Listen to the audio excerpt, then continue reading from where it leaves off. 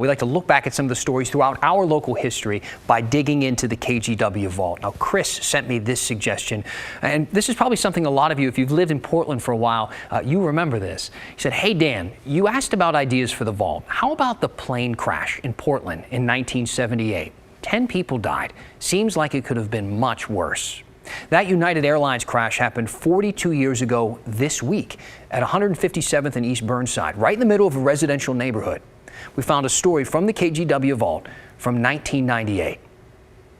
Looking back at the crash on its 20th anniversary. People who heard the crash say they also felt it.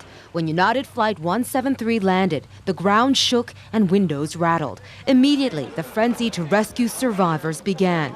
It was December 28, 1978, around 6:15 p.m. I smelled this funny smell like WD-40 and dirt and everything, and I didn't know if we were dead or alive. This passenger was one of 179 people to survive. 10 people, including 3 children, died.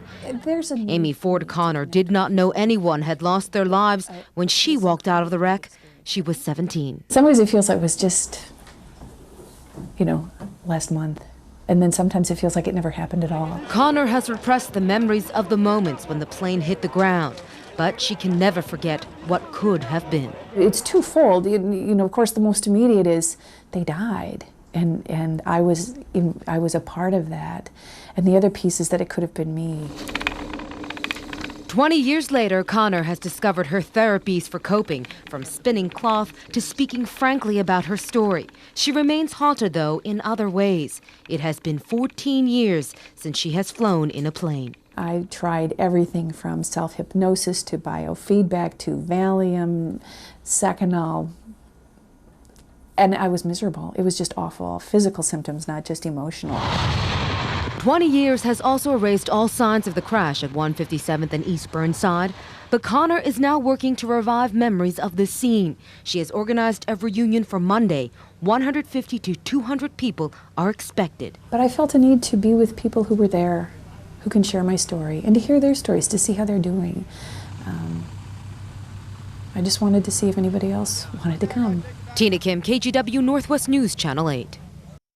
Now, you have to keep in mind, Popular Mechanics listed this crash as one of the 12 plane crashes that changed aviation because it led to some big changes in airline safety, mostly with how the cockpit crew is managed. See, the plane was supposed to land at PDX that day, but had trouble with its landing gear, and then they ran out of fuel while circling the airport.